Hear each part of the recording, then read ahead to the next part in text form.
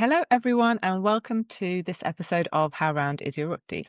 Now, one of the things I noticed growing up was that I didn't see a lot of choice or different paths for women. The only path for my generation seemed to be university, job, marriage, children. So there was not a lot of representation for taking untraditional paths or having the confidence to own them. Today, I'm joined by Urmila Menon. We met on Substack, and Urmila reached out to me because she wanted to share part of her story of following a non-traditional path, which is being child-free by choice. So, hi, Urmila. Thank you for joining me. Hi, pleasure. Yeah. Firstly, could you give us a little introduction of what you do for work, where you live, just what your setup is? Right. Thank you so much, first of all, Priya, for having me. I'm very happy to have met you, and I'm very happy to speak on this topic. So, basically, hi everyone. I'm Urmila. I am your perfect example of a multi hyphenate. So, I'm a teacher, writer, artist, and a creativity coach based in Hong Kong. Okay. So, we're here really to discuss being child-free by choice. So Yeah. what was your thinking about this? Did you know that you didn't want children from a young age? I'm just wondering, Yeah. what helped you make that decision? So, I think for me, it was absolutely a very conscious and intentional decision. Okay. Because for me, when I was growing up, I didn't really have a very pleasant atmosphere at home. Now, that did not just affect me emotionally, but it also changed how I saw marriage, relationships, and having kids. Okay. So I used to, I honestly didn't really want to get married at all. So let's start from there. And but beyond that, when I look at my mom, and all that she has sacrificed. So she used to be a teacher before me, but then she gave up her teaching career to look after me. And there were always these unsaid, messages, focus on your studies, get a job, so that you don't end up becoming like me. Oh, And in my teenage years, I always used to see, in fact, honestly, I even see it even now, though I know it's not, that being a wife, being a one with children, or being in the kitchen for that matter, all these would really curtail my freedom and chop up parts of my personality, which I wasn't ready for. So I knew this quite early on. And then also, I think anyone can be a parent, but you have to really reflect whether you're eligible to become one. Now, what I say by when I say eligible is more like, have you gotten over your childhood trauma? Have you worked on your generational conditioning? Otherwise, you're just passing it on to your children and then giving them some material for therapy that they need to heal later. So you really have to reflect if you're even capable of giving that life the life that they deserve, not just financially, but also emotionally, mentally. And I think it comes with a lot of emotional readiness. It requires a lot of sacrifice. Have a real chat with yourself. Are you ready to do all of that? So I think knowing that, so over time, definitely my relationship with my parents has improved 10x. Definitely. They're very supportive of my choices now, all of that. But then what I've experienced has definitely shaped how I see things. And yeah, and I'm honest about it because that's the reason why I think in a certain way. And I do see people around, and I honestly not judging, but then I also feel that I wish they would reflect whether they really want to be parents or not. So I think it's something you really need to think about. that's so interesting. And I really wish someone had said that to me in my 20s. That Yeah. said, hang on, are you emotionally ready for this? I mean, maybe I would have just gone, yeah, of course, I'm going to have children because I was very focused. Like I said, I followed that traditional path. I went to university, I had my job, I got married, it just seemed like I was, yep, tick, tick, tick, did all the things, but without consciously thinking about what you just said. Are you ready? Have you gone through your generational trauma? I didn't even know that word, didn't know what that was. And it was only after children that I started thinking about that and really reflecting on myself as a parent. So it's so interesting that you said you were prepared for that beforehand. I think Yeah. that was very wise of you at that time. And Oh, I can't believe like I had that kind of wisdom then. yeah, definitely. One of the things I think is so important, and a lot of women later in life struggle now because they haven't gone through that. They haven't talked about themselves emotionally, the trauma that they've gone through. So I also know, Mila, that you are married. now. So being child-free by choice, how did your partner feel about that? So I think I told him right off the bat that I didn't want to have kids. Now he was kind of he was somewhere on the fence, meaning like if I wanted to have kids, he wouldn't say no, but it wasn't really a priority for him. So that kind of really worked out well because we both are very individualistic, but we choose to be with each other and choose to build this life that is authentic to us and not like what is expected of our society. So I think that just fell into place so seamlessly that I'm very fortunate that I met someone who also resonated and like, kind of just organically came into this path. Like I never had one of those discussions that, oh my God, I don't, but I did tell him upfront when he asked me out that I'm not someone who wants kids. So I hope we're clear on that. So I think having clarity definitely helped. And I think our relationship or choice of being with each other was above all these parameters. So it worked out. Yeah, yeah, definitely. I suppose it is really important to be on the same page before you go into a relationship. I know for me, after I got married, there was a lot of pressure. Like it was almost, within a couple of months, so when are children coming along? The questions in our community, if it's been a while, Yeah, yeah, of course. there is always that pressure and questions from people that you barely know and ones that you know really well. So have you faced that? Have you faced pressure from friends, family? Okay, so since I have always been very clear about this, I would say I haven't faced the pressure for it because I think luckily my parents also don't have that expectation from me. They just want to see me happy. But you do have those distant aunties and those relatives that you meet at those one off weddings. But since I'm very vocal and clear about my things, they don't really ask me, but they ask my parents.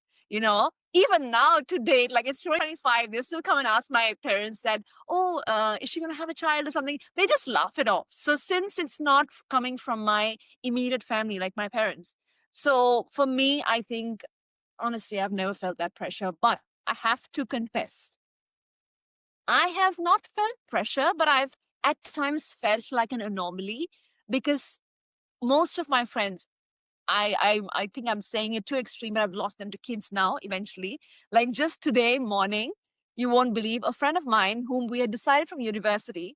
We're actually couple friends, and we had decided that yeah, we have the same life choices. We don't want kids, whatever. All of those discussions.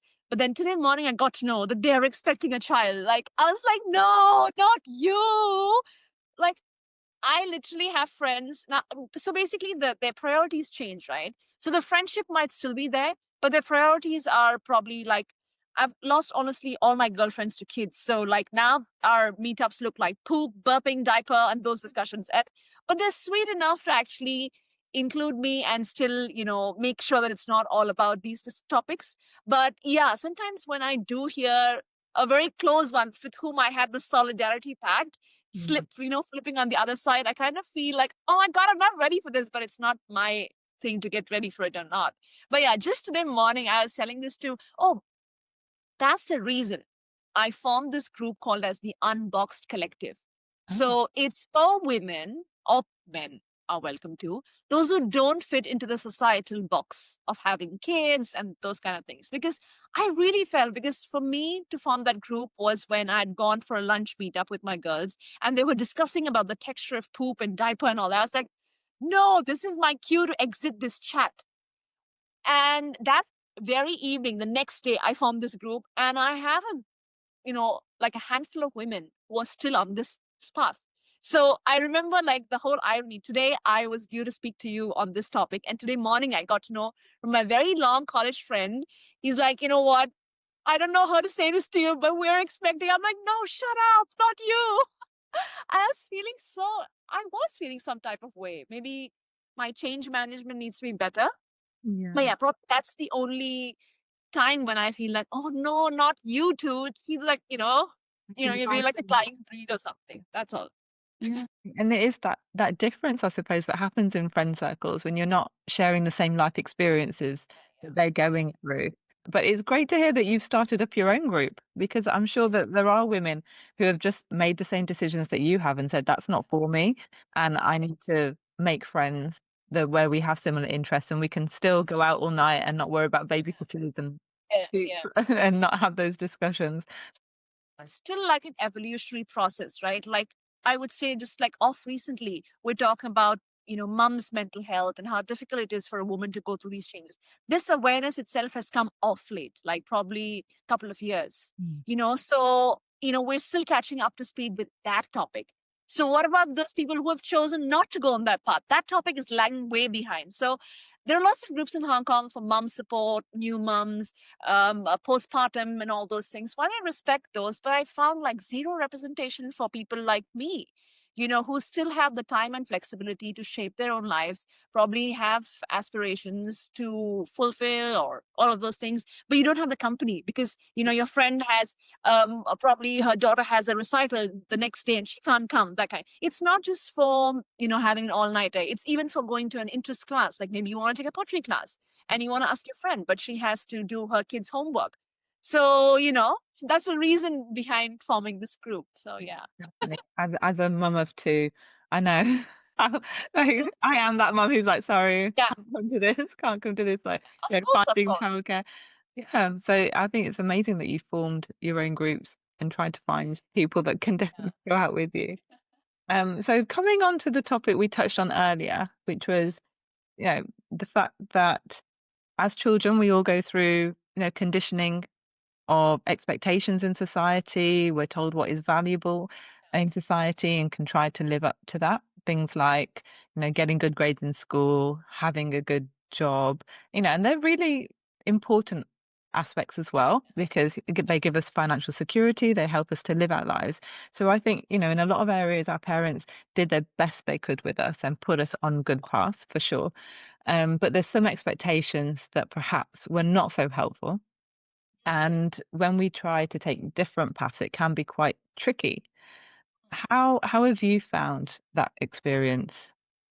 Okay. So definitely the pressure of the conditioning is there. I mean, you wouldn't really come from a Desi family if you don't have those kind of pressures and those expectations. 100% been there, still have that pressure. Okay. Meaning, but I tell you how I tried to tailor my life around it.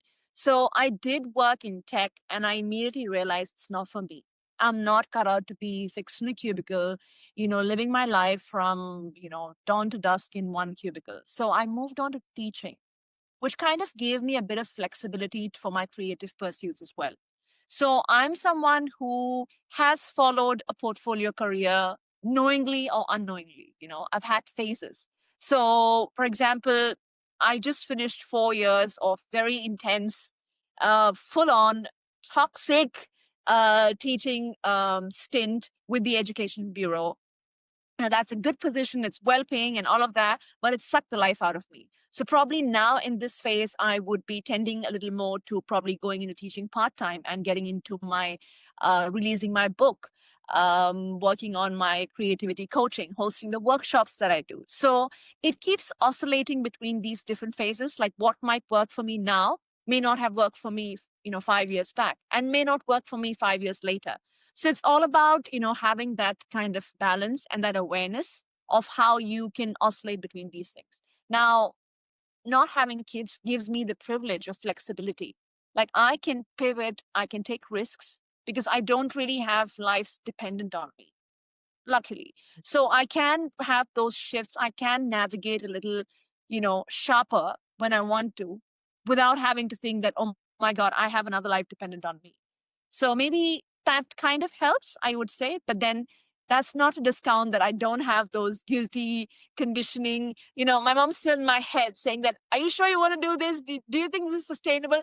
I still have those thoughts. But I think at the end of the day, it really comes down to the balance between having stability, financial stability, which is very important, your mental peace, and awareness of your purpose.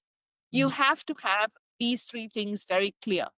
Yeah. If you have these three things clear with you, you'll know how to balance each phase of your life and how much you can stretch in. Like probably for some stint of time, I will have to do something conventional because maybe that works out financially better. And then probably I could, like, if I'm, burning out, maybe I can reduce that a little bit and go on a little more with that. So, it's like a balancing and juggling game with that voice in your head. Yeah, yeah. And trying to understand the voice, but not always listen to it as Yeah, well. yeah. It's tough. It's tough.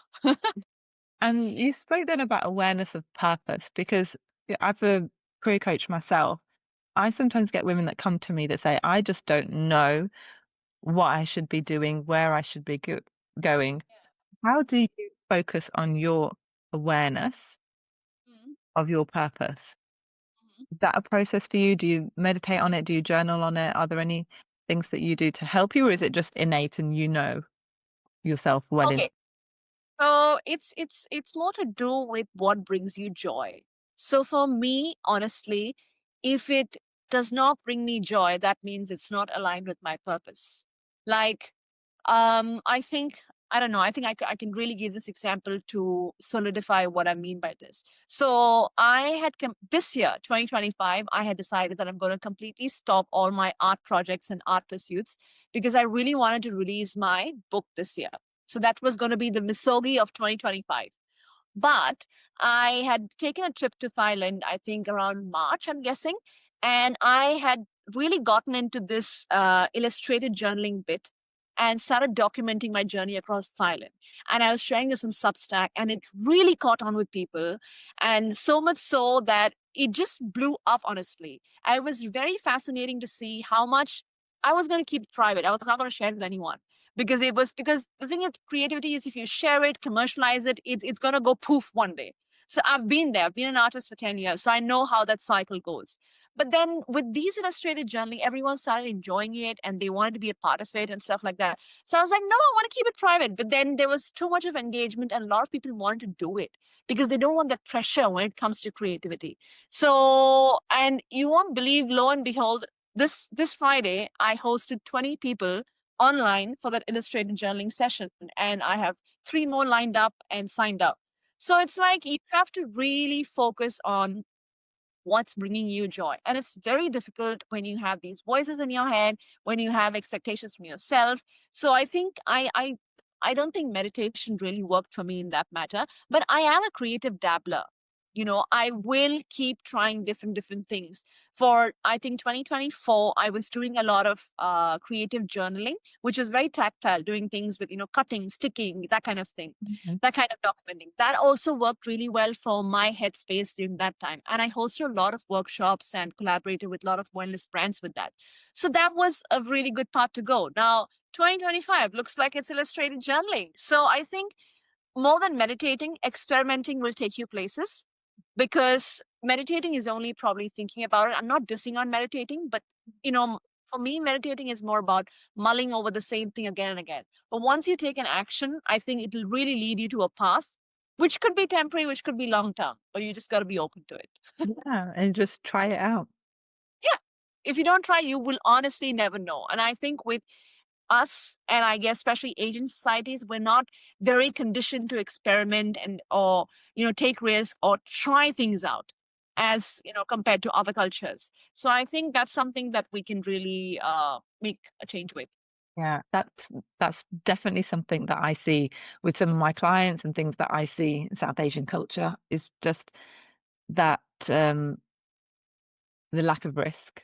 We want to Yeah, stay in our comfort zone. We want to know what's coming up, and we might be scared to try. And some of the things that I work with is perfectionism. And I think that's inbuilt also in our culture because when we're at school and we want to go for those high grades, it's getting good grades, having to be perfect.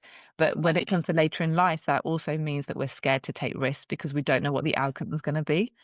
And I think actually art has such a great way to play in that because using creativity, it should be low pressure, low stakes. It should be for enjoyment. And I always say to people, everybody's got a creative side. And it's just trying to find out what that is and try and tap yeah, into that because yeah, it works a different side of our brains being creative and it can yeah. unlock so much and give us confidence in other areas of our lives too. So one of the things that I want to add on here is that's definitely the thought behind my brand. It's called the Creative Wellness Project, where we use creativity for self-care.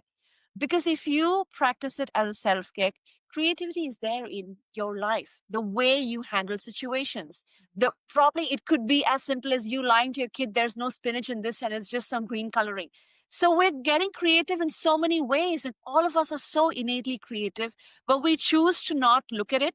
We choose to follow our conditioning and then blame that, oh my God, the last time I was creative was back in school. No, you've been leading a creative life the whole time. The way you take risks, the way you take a detour because probably there's traffic jam here. Again, you're being creative with solutions. So I think creativity really can help you navigate through life more intentionally and I think more interestingly. Yeah, So yeah, definitely. My husband, definitely a muscle worth exercising. yeah, my husband used to say he's not creative, but actually he's very hands-on with things and he's so much of a problem solver. I was like, that is your creativity. So, Amelia, you mentioned a few things there, and I'm sure if people wanted to find out more, how could they follow you online? How can they see what you're up to with all these workshops and books and things?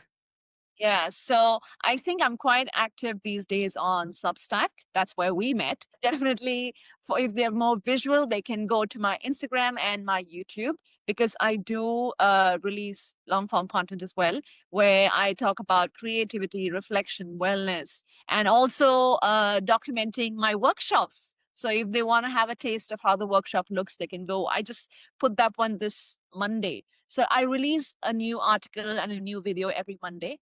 So it would be lovely to connect there.